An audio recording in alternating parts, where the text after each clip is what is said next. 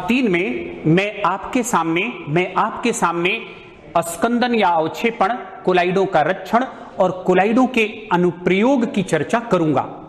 हम आज के भाग 3 का डिस्कशन करें इसके पहले मैं आपको अपने ही व्याख्यान 2 से जुड़ता हूं। व्याख्यान 2 में बच्चों आपने देखा था कि कोलाइडों का आवेश, आपने उसमें देखा था कि कोलाइडी कण कैसे होते हैं, आवेशित होते हैं, और जो कोलाइडी कणों का आवेश है वही कोलाइड का आवेश माना जाता है।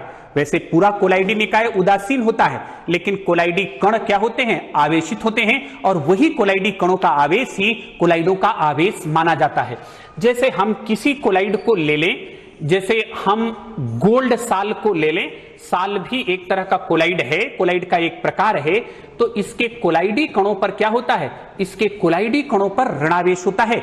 तो गोल्ड के जितने भी कोलाइडी कण होंगे सब पर ऋणावेश होगा। आप कहते हैं कि आवेश का महत्व क्या है? महत्व तो आप देखते हैं कि अगर किसी कोलाइडी कणों पर समान आवेश रहेगा तो वो एक दूसरे को क्या करेंगे, वो एक दूसरे को प्रतिकर्षित करेंगे। तो कोलाइडों का आवेश किसके लिए उत्तरदायी है बच्चों?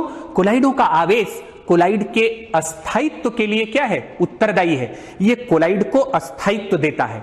आप जरा सोचें कि अगर कोलाइड पर आवेश ना होता, कोलाइड पर आवेश ना होता, ये सोचने की बात है, तो कोलाइडी कणों में प्रतिकर्षण ना होता तो हो सकता है कि वो परस्पर मिलकर के नीचे बैठ जाते, और जब परस्पर मिलकर के नीचे बैठ जाते तो क्या कोलाइड का अस्तित्व बचा रहता या समाप्त हो जाता? कोलाइड का अस्तित्व तब समाप्त हो जाता। ये हमारे सोचने की बात है, लेकिन वास्तव में चूंकि कोलाइडी कण आवेशित हैं, कोलाइडी कण आवेशित हैं, वो एक दूसरे को प्रतिकर्षित करते रहते हैं और इनमें ब्राउनी गति होती रहती है, तो इनका अस्तित्व बचा रहता है। अब हम ये देखते हैं कि अगर हम उसी एक्सपेरिमेंट को आगे बढ़ाएं तो कहते हैं कि अगर कोई कोलाइड हो, मान लो गोल्ड साल ही आपने ले लिया जिस पर आप जानते हैं कि ऋणावेश है, तो इसमें अगर हम विद्युत अपघट्य मिला दें तो क्या होता है, ये विद्युत अपघट्य जा करके इसके कोलाइडी कणों के आवेश को क्या कर देता है, इसके कोलाइडी कणों के आवेश को उदासीन कर देता है। उदासीन कर देता है तो ये क्या होते हैं, ये परस्पर मिलकर के नीचे बैठ जाते हैं, और यही घटना कोलाइडों का क्या कहलाती है, अस्कंदन या अवक्षेपण। यही घटना कोलाइडों का क्या कहलाती है बच्चों? यही घटना कोलाइडों का अस्कंदन या अवक्षेपण कहलाती है। तो यही बात आपके सामने डेफिनेशन, आप स्लाइड को देखें, कहते हैं कि कोलाइडी कणों के परस्पर, कोलाइडी कणों के नीचे बैठ जाने का प्रक्रम साल का क्या कहलाता है, अस्कंदन कहलाता है। और अस्कंदन हम किससे कराते हैं? अस्कंदन हम विद्युत अपघट्य के द्वारा कराते हैं। किसके द्वारा कराते हैं? साल का अस्कंदन या कोलाइडों का अस्कंदन हम किसके द्वारा कराते हैं? विद्युत अपघट्य के द्वारा कराते हैं। विद्युत अपघट्य आप जानते हैं कि विद्युत अपघट्य वह है जो आयन देता है, जैसे NaCl विद्युत अपघट्य है क्योंकि विलयन में जाकर के ये Na+ और Cl- देता है। तो अब ये बात एक और आपकी इसी में लिखी हुई है, ये आप देखें, अस्कंदन मान। अस्कंदन मान क्या है? कहते हैं कि विद्युत अपघट्य की जो मिलीमोल प्रति लीटर में न्यूनतम सांद्रता जो साल को अस्कंदित करती है वही क्या कहलाती है, अस्कंदन मान कहलाती है। वही क्या कहलाती है, अस्कंदन मान कहलाती है।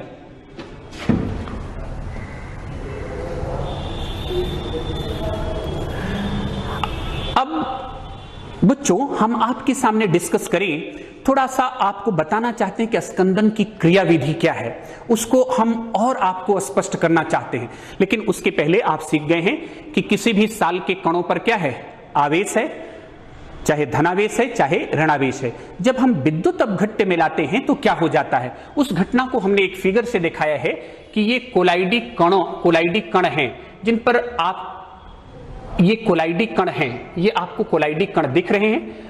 अब इन कोलाइडी कणों पर, ये कोई कोलाइड है, यहां लिखा है लायोफोबिक कोलाइड, इसमें हम विद्युत अपघट्य मिला दें तो विद्युत अपघट्य का आयन जो है वो आएगा और कोलाइडी कणों के आवेश को क्या कर देगा, उदासीन करेगा, और उदासीन करेगा तो वो परस्पर मिल करके क्या बना देंगे, अवक्षेप बना देंगे। क्या बना देंगे, अवक्षेप बना देंगे, जिससे कोलाइड क्या हो जाएगा, अस्कंदित हो जाएगा।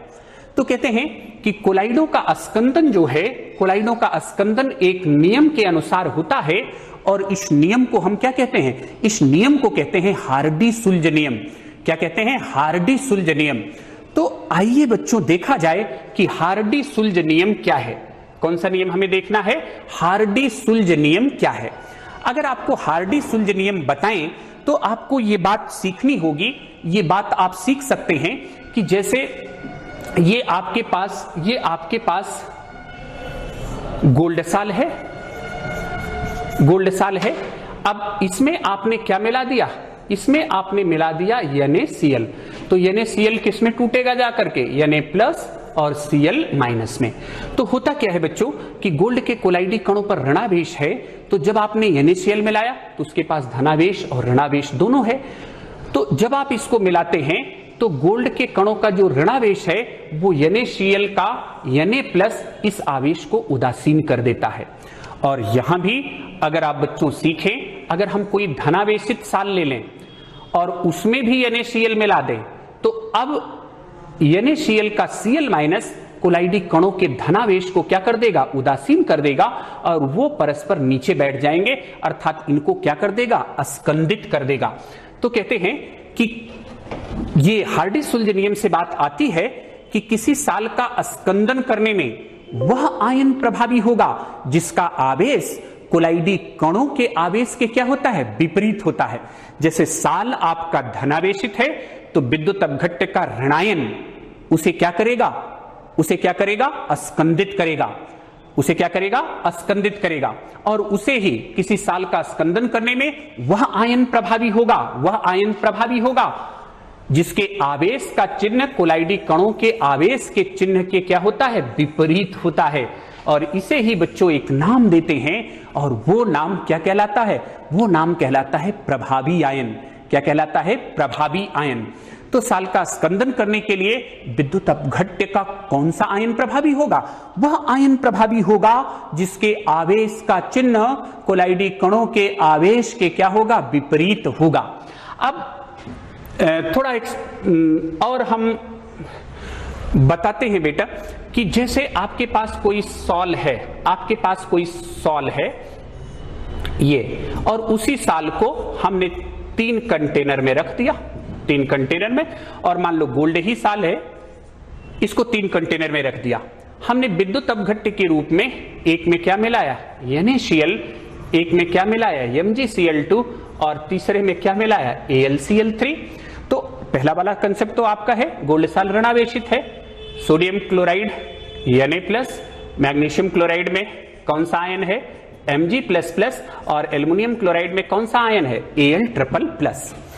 तो हमने उस आयन को लिखा कि ऋणावेशित गोल्ड सॉल को यहां कौन अस्कंदित कर देगा? Na+, यहां कौन अस्कंदित कर देगा? Mg++, और यहां कौन अस्कंदित कर देगा? Al++। तो आपको देखना है कि कौन सा अस्कंदन शीघ्रता से होगा। तो उसका उत्तर है कि एल्युमिनियम क्लोराइड जो विद्युत अपघट्य है वो गोल्ड साल को बड़ी शीघ्रता से अस्कंदित करेगा। फिर उसके बाद कौन करता है? MgCl2, और सबसे लास्ट में कौन करता है? NaCl। सबसे लास्ट में कौन करता है? NaCl। तो ये अंतर बच्चों क्यों आया? ये अंतर क्यों आया? ये अंतर इसलिए आया, तब हार्डी-सुल्ज नियम में दूसरा पॉइंट आया कि जो प्रभावी आयन कौन है? जिसके आवेश का चिन्ह कोलाइडी कणों के आवेश के क्या है? विपरीत है। तो कहते हैं कि प्रभावी आयन का जो अवक्षेपक प्रभाव है वो उनके आवेश पर क्या करता है? निर्भर करता है। जैसे यहां लिखा है कि अगर आपका साल ऋणावेशित है तो उसे कौन स्कंदित करेगा? विद्युत अपघट्य का धनायन। लेकिन धनायन में Na+ का स्कंदन प्रभाव Mg2+ से कम होगा, और ये कम होगा किससे? Al3+ से। क्यों? ऐसा क्यों है? क्योंकि जैसे जैसे आवेश बढ़ता है वैसे वैसे स्कंदन का प्रभाव भी क्या करता है? बढ़ता है। अगर आपके पास साल धनावेशित है तो आप जानते हैं कि धनावेशित साल के लिए प्रभावी आयन कौन सा होगा? ऋणायन। और ऋणायन में वो आयन ज्यादा प्रभावी होगा जिस पर आवेश ज्यादा होगा। देखिए उसी क्रम में लिखा है, ये Cl- है, इसका स्कंदन प्रभाव कम होगा किससे?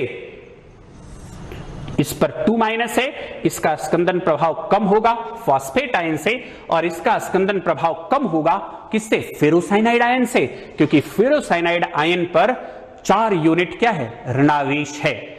और ये बात ध्यान रखना कि ये प्रभाव किसके लिए दिखाएंगे? धनावेशित साल के लिए, और विद्युत अपघट्ट के धनायन किसके लिए प्रभाव दिखाएंगे? ऋणावेशित साल के लिए। किसके लिए प्रभाव दिखाएंगे? ऋणावेशित साल के लिए। तो ये बच्चों आपके सामने थी हार्डी-सुल्ज नियम की व्याख्या।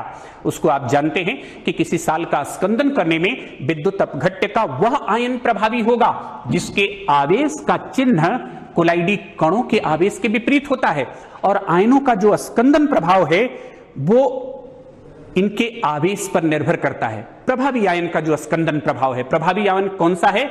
जिसके आवेश का चिन्ह कोलाइडी कणों के आवेश के क्या है? विपरीत है। इस पर बच्चों हमने आपके कंसेप्ट के लिए एक क्वेश्चन दिया हुआ है, और वो क्वेश्चन क्या है? यहां दिया है ऋणावेशित अर्सेनियस सल्फाइड के कोलाइडी निकाय को स्कंदित करने के लिए सबसे अधिक प्रभावी आयन कौन सा होगा? तो पहले ही दिया गया है ऋणावेशित साल है, ऋणावेशित साल है, तो प्रभावी आयन कौन सा होगा? धनायन होगा। और धनायन में कौन प्रभावी आयन ज्यादा होगा? किसका प्रभाव ज्यादा होगा? जिस पर आवेश ज्यादा होगा। और आप आवेश की तुलना करें तो सबसे ज्यादा आवेश किस पर है? टाइटेनियम पर है। इसलिए इसका आंसर क्या होगा बच्चों? इसका आंसर होगा टाइटेनियम आयन। अर्सेनियस सल्फाइड साल को स्कंदित करने के लिए सबसे प्रभावी आयन कौन सा होगा? Titanium ion. कौन सा होगा? Titanium ion. अब अगला जो आपको डिस्कशन करना है बच्चों, वो हेडिंग आपके सामने डिस्प्ले हो रही है, दिखाई दे रही है, और वो है कोलाइडों का रक्षण। अब आप कहेंगे रक्षण का मतलब क्या हुआ? अंग्रेजी में प्रोटेक्शन ऑफ कोलाइड। प्रोटेक्शन रक्षण का मतलब जो आप समझते हैं वही है रक्षा करना। आइए उस रक्षा करने को हम कोलाइडों से जोड़ते हैं और उसको समझते हैं कि कोलाइडों का रक्षण क्या है। कोलाइडों के रक्षण को अगर आपको बताएं बच्चों, तो आप देखते हैं कि जैसे ये आपने 2 कंटेनर ले लिए, एक में आपने द्रव रागी कोलाइड ले लिया जिसे आप द्रव स्नेही कहते हैं, और दूसरे में ले लिया द्रव विरोधी। नाम दे दें, जैसे एक आपने जिलेटिन ले लिया और एक आपने गोल्ड साल ले लिया। तो ये द्रव रागी है और ये द्रव विरागी है। दोनों बराबर लिया, बराबर मात्रा और सांद्रता का लिया। फिर इसमें विद्युत अपघट्ट भी बराबर मात्रा और सांद्रता का मिलाया। तो देखते क्या है कि ये जिलेटिन वाला स्कंदित नहीं हो रहा है, लेकिन गोल्ड साल आसानी से स्कंदित हो रहा है। तो इसके पीछे का लॉजिक, तर्क, वैज्ञानिक तथ्य हमें ढूंढना है। ऐसा क्यों हो रहा है कि जो द्रव रागी है, द्रव स्नेही है, वो विद्युत अपघट्ट मिलाने से सरलता से स्कंदित नहीं हो रहा है, लेकिन जो द्रव विरागी है या जो द्रव विरोधी है वो विद्युत अपघट्ट मिलाने से सरलता से क्या हो रहा है बच्चों? स्कंदित हो रहा है। तो कहते हैं उसका उत्तर है कि जो द्रव स्नेही है उसके अणु बहुत ही, द्रव स्नेही कोलाइड है उसके कोलाइडी कण कहें, कोलाइडी कण बहुत ही विलायक योजित होते हैं। They are highly solvated. तो जब विद्युत अपघट्ट मिलाते हैं तो वो सीधे कोलाइडी कणों के संपर्क में नहीं आ पाता, लेकिन जब आप यहां विद्युत अपघट्ट मिलाते हैं तो वो सीधे ही कहां आ जाता है? कोलाइडी कणों के संपर्क में आएगा। और जब सीधे ही वो कोलाइडी कणों के संपर्क में आ जाता है तो उन्हें क्या कर देता है? उदासीन कर देता है। तो द्रव स्नेही विद्युत अपघट्ट द्वारा सरलता से क्यों नहीं स्कंदित होता? क्योंकि वो बहुत ही, उसके जो कोलाइडी कण हैं बहुत ही हाईली सॉल्वेटेड हैं, विलायक योजित हैं। और द्रव विरोधी में जो कोलाइडी कण हैं उनका माध्यम से उतना आकर्षण नहीं है जितना द्रव स्नेही का है। इसीलिए विद्युत अपघट्ट मिलाते हैं तो विद्युत अपघट्ट द्वारा ये सरलता से स्कंदित हो जाते हैं। अब देखिए, बार बार आपको कहते हैं कि विज्ञान कहां से आता है? प्रयोगों से। और प्रयोगों की शुरुआत हमारे आसपास के वातावरण से होती है और उसको सोचने से होती है। अब इसमें और सोचते हैं, क्या सोचते हैं कि अगर हमारे पास ये द्रव विरोधी कोलाइड हो और उसमें द्रव स्नेही मिला दें। फिर से सीखना, ये कंटेनर है, इसमें हमने क्या लिया? द्रव विरोधी। क्या मिला दिया? द्रव स्नेही मिला दिया। अब विद्युत अपघट्ट मिलाएं। अब क्या मिलाएं? विद्युत अपघट्ट मिलाएं। तो देखते क्या है बच्चों कि अब ये विद्युत अपघट्ट द्वारा विद्युत अपघट्य द्वारा द्रव विरोधी सरलता से स्कंदित नहीं होता, सरलता से स्कंदित नहीं होता। तो यही घटना क्या कहलाती है? यही घटना एक नाम से जानी जाती है और यह नाम क्या कहलाता है? यह नाम कहलाता है कोलाइडों का रक्षण। क्या कहलाता है? कोलाइडों का रक्षण। उसकी डेफिनेशन जो लिखी हुई है वो मैं आपके सामने बता दूं। कहते हैं कि द्रव विरोधी कोलाइड में द्रव स्नेही कोलाइड मिला देने से विद्युत अपघट्य द्वारा यह सरलता से स्कंदित नहीं होता। इसे ही कोलाइडों का क्या कहते हैं? रक्षण कहते हैं। तो इसमें द्रव स्नेही कोलाइड क्या कहलाएगा? द्रव स्नेही कोलाइड रक्षी कोलाइड कहलाएगा। जैसे गोल्ड साल है, गोल्ड साल में हम जिलेटिन मिला दें और फिर विद्युत अपघट्य मिलाएं तो जिलेटिन क्या करेगा? गोल्ड साल की रक्षा करेगा। किसके द्वारा? विद्युत अपघट्य के द्वारा। तो यही घटना कोलाइडों का क्या कहलाती है बच्चों? यही घटना कोलाइडों का रक्षण कहलाती है। क्या कहलाती है बच्चों? रक्षण कहलाती है। अब हमने आपसे अभी पीछे बताया था कि बार बार विज्ञान के विद्यार्थी के मन में यह सवाल आता है कि अगर हम जिलेटिन की जगह कोई दूसरा द्रव स्नेही ले लें, हाँ सवाल बच्चों स्वाभाविक है, स्टार्च ले लें और भी एल्ब्यूमिन ले लें, हीमोग्लोबिन ले लें, तो क्या सबकी रक्षण क्षमता एक ही रहेगी या अलग अलग हो जाएगी? क्वेश्चन आपका सही है। तो कहते हैं कि नहीं, सबकी रक्षण क्षमता जो होती है वो डिफरेंट होती है, वो अलग अलग होती है। जो द्रव स्नेही कोलाइड हैं सबकी रक्षा करने की क्षमता जो है वो डिफरेंट होती है, अलग अलग होती है। और उसी को हम एक संख्या के रूप में व्यक्त करते हैं जिसे क्या कहते हैं? स्वर्ण संख्या या स्वर्णांक। क्या कहलाती है? स्वर्ण संख्या या स्वर्णांक। तो ये बात आप बताएं कि स्वर्ण संख्या या स्वर्णांक क्या बताएगा? स्वर्ण संख्या या स्वर्णांक बताएगा कि किस द्रव स्नेही कोलाइड की रक्षण क्षमता मात्रात्मक रूप से कितनी है। उसके लिए मात्रात्मक रूप से मतलब उसकी न्यूमेरिकल वैल्यू क्या है, वो अंकिक मान के रूप से कितनी है। तो कहते हैं कि लेकिन ये बात हमें क्लियर हो गई है कि अगर हमें स्वर्ण संख्या को निर्धारित करना है तो हमें किसकी जरूरत है? द्रव विरोधी की, द्रव विरोधी कोलाइड की, द्रव स्नेही कोलाइड की और किसकी? विद्युत अपघट्य की। तो ये कंसीडर करते हैं बच्चों, द्रव विरोधी के रूप में ले लेते हैं, द्रव विरोधी के रूप में ले लेते हैं गोल्ड साल। क्या ले लेते हैं? गोल्ड साल। और विद्युत अपघट्य के रूप में क्या लेते हैं? विद्युत अपघट्य में लेते हैं, विद्युत अपघट्य के रूप में लेते हैं 10% NaCl का 1 मिलीलीटर। और ये जो 10 मिलीलीटर मानक गोल्ड साल लेते हैं, मानक का मतलब क्या? जिसकी सांद्रता, जिसका कंसंट्रेशन नोन हो, ये मानक है। मानक उसी को आप कहते हैं, मानक का मतलब जिसका कंसंट्रेशन नोन हो उसी को कहते हैं स्टैंडर्ड कोलाइड। तो हमने गोल्ड साल है ना 10 ml लिया है और कंसंट्रेशन नोन है और हमें मिलाना क्या है? 10% NaCl का क्या मिलाना है? 1 ml मिलाना है। अब इसकी रक्षा कैसे होगी? इसकी रक्षा बच्चों होगी द्रव स्नेही से।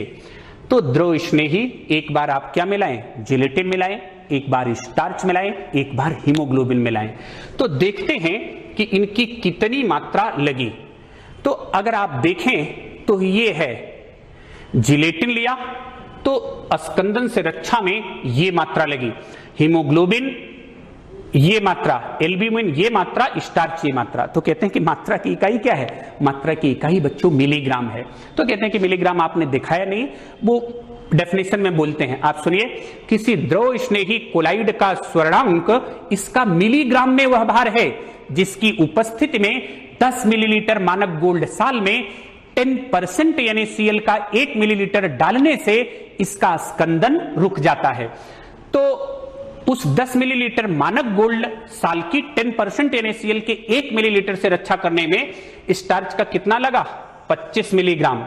25 मिलीग्राम लगा है, लेकिन हम बोलेंगे स्टार्च की गोल्ड नंबर कितनी है? 25। जैसे एल्ब्यूमिन का कितना लगा?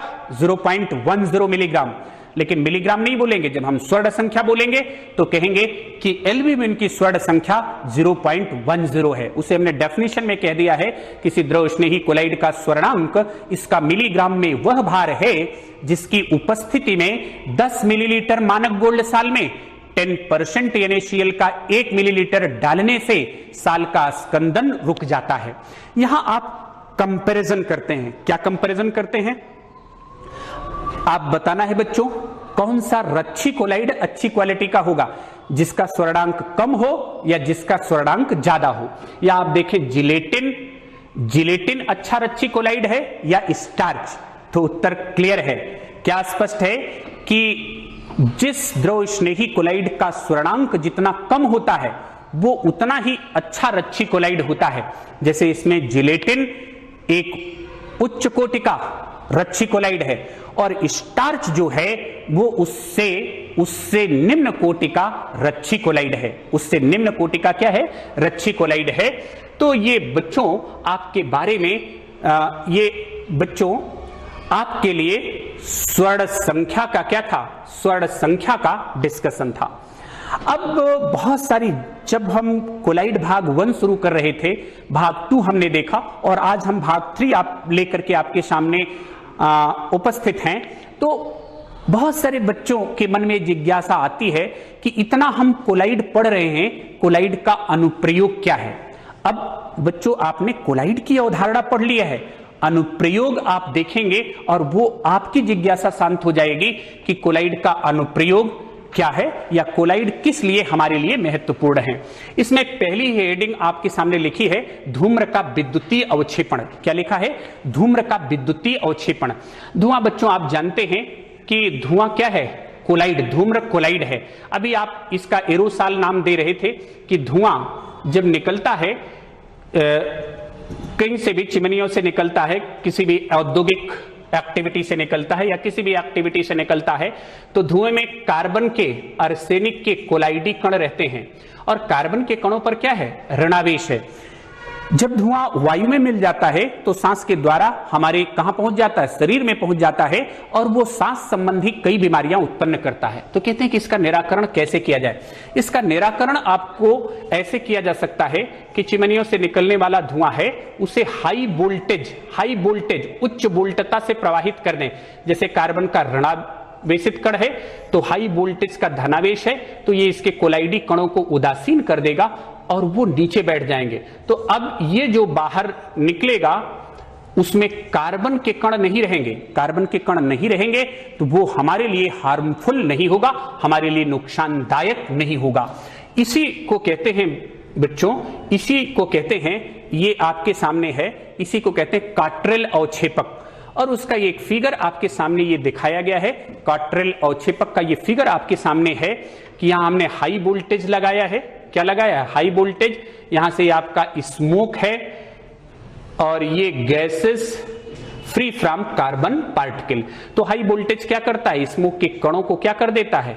स्मोक के कणों के आवेश को उदासीन कर देता है और वो सेटल डाउन कर जाते हैं। ये लिखा है प्रेसिपिटेटेड एस। क्या लिखा है? Precipitated S. वो क्या कर जाता है? नीचे बैठ जाता है।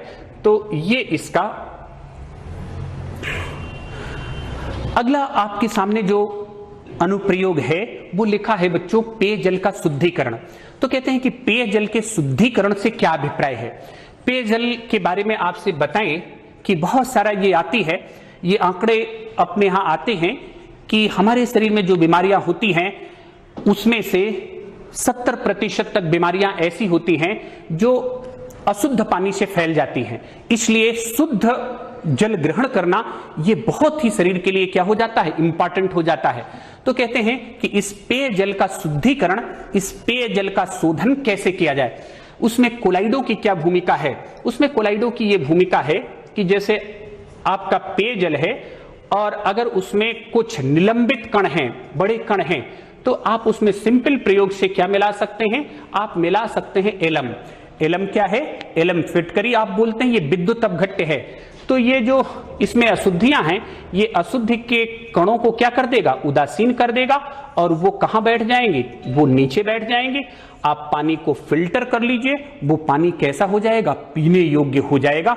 तो कोलाइडों का ये महत्व है, कोलाइडों का ये अनुप्रयोग है कि इसके द्वारा हम पेयजल का, बच्चों क्या कर सकते हैं, पेयजल का शुद्धिकरण कर सकते हैं।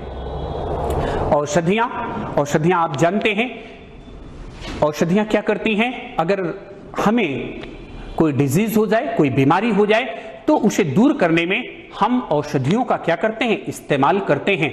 और बहुत सारी बच्चों औषधियां कोलाइडी रूप में प्रयुक्त होती हैं। यहां कुछ उदाहरण आपको सामने दिए गए हैं, जैसे आर्जिराल या आर्गायराल आप बोलते हैं, ये सिल्वर का साल है। ये क्या करता है, आंख का लोशन है, बनाने में काम आता है। कोलाइडी एंटीमनी, कालाजार जिसे ब्लैक फीवर कहते हैं। कोलाइडी गोल्ड, ये इंटरमस्कुलर अंतःपेशी इंजेक्शन के काम आता है। और ये मिल्क ऑफ मैग्नीशिया, ये मैग्नीशियम का यौगिक है जो एंटासिड जानते हैं, एसिडिटी, जैसे हमारे स्टमक में एसिडिटी हो जाए, अम्लता हो जाए, तो उस अम्लता को दूर करने में ये हमारा इस्तेमाल होता है मैग्नीशियम का यौगिक, जिसे क्या कहते हैं, मिल्क ऑफ मैग्नीशिया। तो इस तरह से बच्चों आपने देखा कि कोलाइड किस रूप में प्रयुक्त होते हैं, कोलाइड औषधियों के रूप में क्या होते हैं, कोलाइड औषधियों के रूप में क्या होते हैं, कोलाइड औषधियों के रूप में क्या होते हैं, प्रयुक्त होते हैं।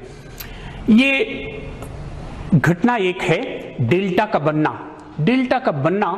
अब डेल्टा क्या होता है बच्चों, ये आपको सीखना है। उसका मैं पहले आपको एक उदाहरण दे दूं। जैसे आप सुंदरबन डेल्टा देखते हैं, तो सुंदरबन डेल्टा कहां है, सुंदरबन डेल्टा अपने ही देश के पश्चिम बंगाल राज्य में है।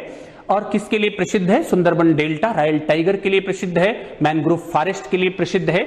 तो उसी डेल्टा की हम आपसे चर्चा करेंगे। और ये डेल्टा बनता कैसे है, उसमें कोलाइडों का क्या महत्व है। अगर कोलाइडों के महत्व की आपसे बात करें, तो जैसे जानते हैं कि नदियों का डेस्टिनेशन, नदियां कहां जाती हैं, ये समुद्र में जाकर के मिल जाती हैं। अब नदियां जब चलती हैं तो उनमें बहुत सारा मिट्टी और अन्य कोलाइडी कण क्या रहते हैं, उपस्थित रहते हैं। जैसे गंगा है, गंगोत्री से निकल करके जब ये समुद्र तक जाती है तो 2525 किलोमीटर की यात्रा तय करती है, तो बहुत सारे सस्पेंडेड पार्टिकल रहते हैं। और जैसे ही नदी समुद्र में मिलती है तो समुद्र के जल में क्या है, विद्युत अपघट्य हैं। ये इन अशुद्धियों को क्या कर देते हैं, उदासीन कर देते हैं तो ये नीचे बैठ करके उस स्थान पर ठोस भाग बना लेती है। और यही ठोस भाग क्या कहलाता है, डेल्टा। तो डेल्टा इसी तरह से एक कोलाइडी परिघटना के द्वारा बनता है, जिसकी व्याख्या हमने आपके सामने किया। ये यहां सुंदरबन डेल्टा का आपको एक फिगर दिखाया गया है। और आप देखें, यहां लिखा है औद्योगिक उत्पाद और खाद्य सामग्री। औद्योगिक उत्पाद में आप देखते हैं पेंट, स्याही, संश्लेषित प्लास्टिक। और खाद्य सामग्री में आप देखें दूध, मक्खन, हलवा, आइसक्रीम, फलों का रस आदि किस अवस्था में प्रयुक्त होते हैं, कोलाइडी अवस्था में क्या होते हैं, प्रयुक्त होते हैं। ये बच्चों हमने आपको कुछ असाइनमेंट दे दिए हैं। आप जो अभी हमसे जुड़े हुए हैं वर्चुअल क्लासेस से, तो आप इन असाइनमेंट को देखना। और इसमें जो हमने आपको अभी बताया उसी पर असाइनमेंट दिया हुआ है। अगले लेक्चर में हम आपसे अधिशोषण की चर्चा करेंगे। अभी जब आप कोलाइड पढ़ रहे थे तो हम बार बार कह रहे थे कि कोलाइडों का पृष्ठीय क्षेत्रफल अधिक होता है, इसीलिए इनमें अधिशोषण की प्रबल प्रवृत्ति होती है। तो आपको देखना है कि अधिशोषण क्या है, और उसी अधिशोषण की चर्चा बच्चों हम भाग 4 में करेंगे। धन्यवाद।